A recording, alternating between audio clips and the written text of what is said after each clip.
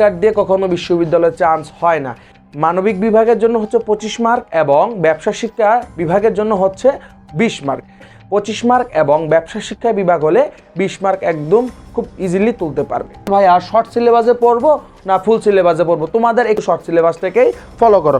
দেখো বাংলা যাতে বিসিএস এর 10 থেকে 5 বছরের প্রশ্নগুলো, যে ধরেন বিসিএস প্রশ্নগুলো একটু সলভ করে যায়েন। এটিরা কেমন আছো সবাই? আশা করি সবাই ভালো আছো।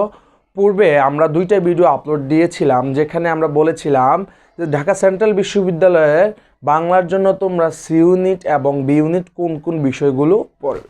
সেই ভিডিওর কমেন্ট বক্সে অনেকেই বলেছে যে ভাইয়া এই শেষ সময়ে আইসে এত কিছু পড়া আমাদের কাছে এখন প্রায় অসম্ভব। এই জন্য আমাদের এমন কিছু বলেন যেন আমরা খুব কম সময়ে আমরা আমাদের সিলেবাসটা শেষ করতে পারি এবং ভালো একটা নাম্বার তুলতে পারি বাংলায়। ঠিক আছে, পুরো ভিডিও জুড়ে আছে আমি বিজয়চন্দ্র দাস। তোমরা দেখছো ইউটিউব চ্যানেল অ্যাকাউন্টিং হান্টার্স এবং একই সাথে ফেসবুক পেজ অ্যাকাউন্টিং হান্টার্স। তোমাদের বলে রাখি, আমার কোনো লেখা এবং আমার কোনো কথা যদি তোমাদের বুঝতে অসুবিধা হয়, তোমরা যারা ইউটিউব থেকে দেখবে তোমরা চাইলে ইউটিউব থেকে সামারাইজ করে ভিডিওটাকে দেখে একটি স্ক্রিনশট দিয়ে নিতে পারো, সেক্ষেত্রে পুরো ভিডিওটা দেখা লাগবে না। এখন দেখো, তোমাদের দুইটা কথা আগে বাস্তবতা মানতে হবে। প্রথমত, যে শর্টকাট দিয়ে কখনো বিশ্ববিদ্যালয়ে চান্স হয় না, তোমাদের খুব ভালো করে পড়তে হবে। কিন্তু তোমরা যারা এখনও কোথাও চান্স পাওনি তাদের জন্য একদম শেষ সময়ের জন্য একদম অবস্থান করছে ঢাকা সেন্ট্রাল বিশ্ববিদ্যালয়। দেখো, এখন ঢাকা সেন্ট্রাল বিশ্ববিদ্যালয়ে বাংলা মানবিক বিভাগের জন্য হচ্ছে 25 মার্ক এবং ব্যবসা শিক্ষা বিভাগের জন্য হচ্ছে 20 মার্ক। এখন তোমরা এই 20 এবং 25 মার্ক শেষ সময়ে আমি যখন সাজেশনমূলক ভিডিওটা আপলোড করেছিলাম সেখানে কমেন্ট বক্সগুলোতে তোমরা বারবার জানতে চেয়েছো ভাইয়া কম সময়ে একদম কমভাবে পড়লে কিভাবে আমরা 20-এ 20 এবং 25-এ 25 তুলতে পারবো। আজকে তোমাদের আমি কিছু মেথড দেখিয়ে দিব এবং কিছু ট্রিক্স দেখিয়ে দিব যেখানে তোমরা মানবিক বিভাগ হলে 25 মার্ক এবং ব্যবসা শিক্ষা বিভাগ হলে 20 মার্ক একদম খুব ইজিলি তুলতে পারবে। ঠিক আছে, দেখো তার আগে দেখো আমাদের যেহেতু সিলেবাসে 2টা পার্ট, একটা হচ্ছে বাংলা প্রথম পত্র, একটা হচ্ছে বাংলা প্রথম পত্র, আরেকটা হচ্ছে কি বাংলা দ্বিতীয় পত্র। এখন দেখো বাংলা প্রথম পত্রতে গদ্য আছে, পদ্য আছে এবং নাটক ও উপন্যাস আছে। এখন দেখো গদ্য, পদ্য, নাটক ও উপন্যাস। এখন তোমাদের এখানে কথা যে ভাই আর শর্ট সিলেবাসে পড়বো না ফুল সিলেবাসে পড়বো, তোমাদের একটু আমি ক্লিয়ার করে দিচ্ছি। কম সময়ে তোমরা যারা, সোজা কথায় একদম এখন সময় নাই বললে হাতে চলে, আগে তোমরা শর্ট সিলেবাসের গদ্য পদ্য শেষ করবে। শর্ট সিলেবাসের গদ্য পদ্য শেষ করার পর যদি তোমাদের হাতে সময় থাকে সেক্ষেত্রে তোমরা ফুল সিলেবাসের দিকে যাইতে পারো। তবে আমার রেকমেন্ড থাকবে এখন যাওয়ার দরকার নেই, তোমরা শুধু শর্ট সিলেবাস থেকেই ফলো করো। দেখো বাংলা দ্বিতীয় পত্রে গদ্য পদ্য, নাটক ও উপন্যাস। এখন গদ্য পদ্যর মূল লাইনগুলো তো পড়বে, মানে গদ্য পদ্যের মোস্ট ইম্পর্ট্যান্ট লাইনগুলো তো পড়বে এবং একই সাথে গদ্য পদ্যের লেখক পরিচিতি খুব ভালো করে পড়বে। লেখক পরিচিতি থেকে প্রশ্ন হয়। তারপর আছে শব্দার্থ। এখন আপনাদের মনে প্রশ্ন হইতে পারে যে ভাইয়া শব্দার্থ কিভাবে?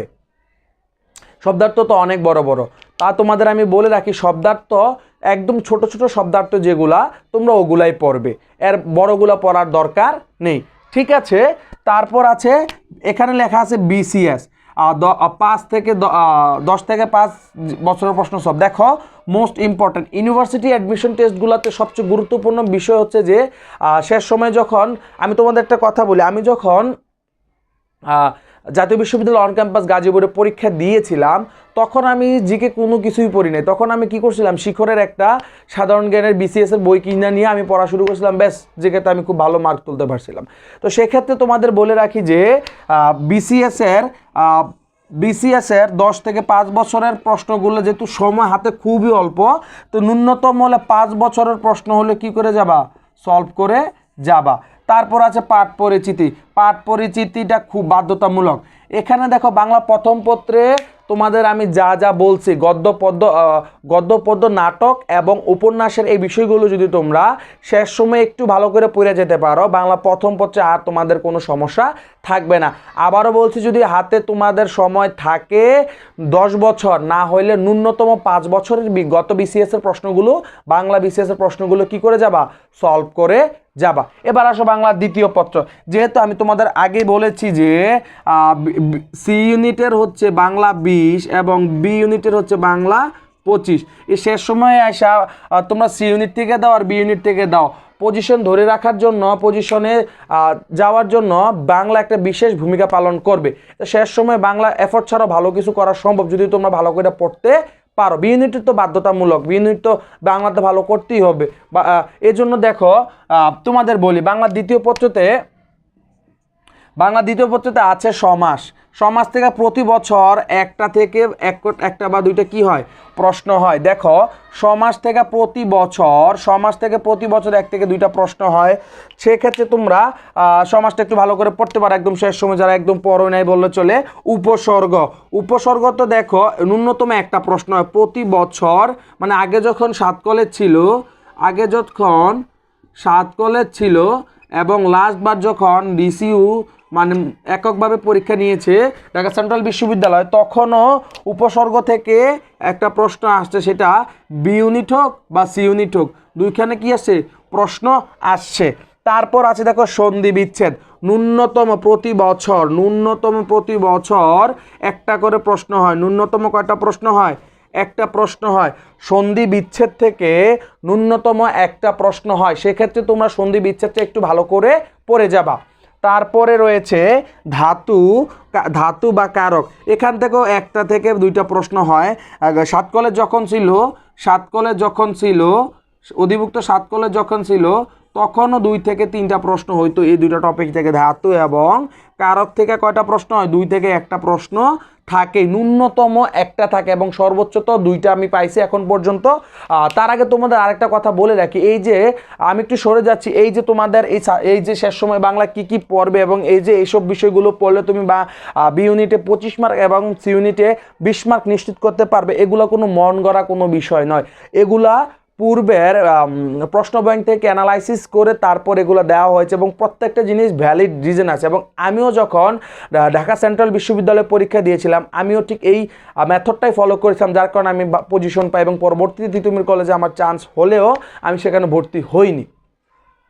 ঠিক আছে, তারপর দেখো বাগধারা, মানে এটা শুধু মেমোরাইজিং পার্ট থেকে বাগধারা থেকে একটা প্রশ্ন আসে। নট ফর ডিসিইউ, আপনি বাংলাদেশে যে কোনো অ্যাডমিশন টেস্ট দেন না কেন, বাগধারা থেকে প্রশ্ন হবে বাধ্যতামূলক। তো ন্যূনতম কয়টা প্রশ্ন থাকে বাগধারাতে, একটা প্রশ্ন থাকে। তারপর আছে প্রকৃতি প্রত্যয় থেকেও এটাও একটা খুব গুরুত্বপূর্ণ টপিক। প্রকৃতি প্রত্যয় টপিকটা খুবই গুরুত্বপূর্ণ। এখান থেকে ন্যূনতম একটা এবং সর্বোচ্চ 2টা প্রশ্ন পাওয়া গেছে বিগত বছরগুলোতে। তারপর রয়েছে বাংলা, আচ্ছা লেখাগুলো একটু মুছে গেছে, আমি একটু লিখছি আবার। বাংলা উচ্চারণ থেকে ন্যূনতম প্রশ্ন হয় না বললে কয়টা প্রশ্ন হয়, একটা প্রশ্ন হয়। তারপরে রয়েছে শব্দের শ্রেণী বিভাগ, সেখান থেকেও একটি, এই ন্যূনতম 1 2 3 4 5 6 7 8 এই 8টা টপিক যদি পড়ে যেতে পারেন, ন্যূনতম হইলে আপনি এখানে 12 মার্ক কনফার্ম করতে পারবেন। ন্যূনতম 12 মার্ক, ন্যূনতম বি ইউনিট কনফার্ম করতে পারবেন। ন্যূনতম 12 মার্ক বি ইউনিট, মানে মানবিকের শিক্ষার্থী তারা কি করতে পারবেন, কনফার্ম করতে পারবেন। আর সি ইউনিটে যারা পরীক্ষা দিবেন তারা যদি এগুলো শেষ করতে পারেন, আর এই যে বাংলা প্রথম পত্র যদি শেষ করতে পারেন, আপনারা পুরো 20 চলতে পারবেন। ঠিক আছে, আমি আবারও বলছি, আপনারা বি ইউনিটে যারা পরীক্ষা দিবেন তাদের ইংরেজি আছে, ইংরেজিতে অত ভালো মার্ক যারা পড়ছে তারা তো পারবো, যারা পড়ি না তারা ইংরেজিতে ভালো মার্ক তুলতে পারবো না। সেক্ষেত্রে বাংলা একটা ভালো রোল প্লে করতে পারে। এবং একই সাথে সি ইউনিট থেকে যারা পরীক্ষা দিবেন, মানে ব্যবসা শিক্ষা বিভাগ থেকে যারা পরীক্ষা দিবেন, তাদের জন্য হিসাব বিজ্ঞান আছে, ম্যাথমেটিক্যাল সাবজেক্ট আছে। সেক্ষেত্রে আপনারা চাইলেও পুরো মার্ক তুলতে পারবেন না, কেউ ছাড়া। যদি ভালো করে প্রিপারেশন নিয়ে থাকেন তাহলে তো সম্ভব, না হলে কি সম্ভব নয়। ঠিক আছে। তারপর এই যে আমি এই টপিকগুলো বাংলা দ্বিতীয় পত্র এবং বাংলা প্রথম পত্র আবারও বলছি, বাংলা প্রথম পত্র শর্ট সিলেবাসের গদ্য পদ্য নাটক উপন্যাস শেষ করার পর আপনারা ন্যূনতম হলে বিগত 5 বছরের বিসিএস প্রশ্নগুলো একটু সলভ কইরা যায়েন। ঠিক আছে, আশা করি বুঝছেন। তারপরে যদি একটু আমি শেষ সময় একটু দেখাই দিই কী কী পড়তে হবে। সমাস পড়বেন, উপসর্গ পড়বেন, সন্ধি বিচ্ছেদ পড়বেন, ধাতু কারক পড়বেন, বাগধারা পড়বেন, প্রকৃতি প্রত্যয় পড়বেন, বাংলা উচ্চারণ পড়বেন, শব্দ শ্রেণী বিভাগ। ন্যূনতম এই যে 1 2 3 4 5 6 7 8 8টা প্রশ্ন থেকে 8টা যদি আপনারা পড়তে পারেন, সে এই 8টা টপিক যদি পড়তে পারেন, বি ইউনিট ন্যূনতম 12 মার্ক, আর সি ইউনিট তো যদি হাফ হাফ প্রশ্ন করে সেক্ষেত্রে আপনারা 10 মার্ক একদম ক্যারি করতে পারবেন। এবং বাংলা প্রথম পত্রে গদ্য পদ্য উপন্যাসের সাথে লেখক পরিচিতি পড়বেন। শব্দার্থ কোনগুলা? শব্দার্থ বড় বড় শব্দার্থগুলো পড়ার কোনো দরকার নেই, ছোট ছোট শব্দার্থগুলো কি করে যাবেন, পড়ে যাবেন। তারপর আছে বিগত বিসিএস প্রশ্ন সলভ করবেন 10 বছরের, এবং না হইলে তো ন্যূনতম 5 বছর প্রশ্ন সলভ করে যাবেন, এবং ন্যূনতম কি পাঠ পরিচিত শেষ করে যাবেন। এই যে আমি আপনাদের ট্রিক্সটা দেখাই দিলাম, এই ট্রিক্সটা যদি অবলম্বন করতে পারেন, বি ইউনিটের শিক্ষার্থীরা পুরো 25 মার্ক তুলতে পারবেন, এবং একই সাথে সি ইউনিটের শিক্ষার্থীরা 20 মার্ক তুলতে পারবেন। ধন্যবাদ। এরকম ইনফরমেটিভ ভিডিও পাওয়ার জন্য তোমরা আমাদের চ্যানেল এবং ফেসবুক পেজটিকে ফলো রাখতে পারো। দেখা হচ্ছে পরবর্তী কোনো প্রশ্ন সলভিং ভিডিওতে বা অন্য কোনো সাজেশনমূলক ভিডিওতে।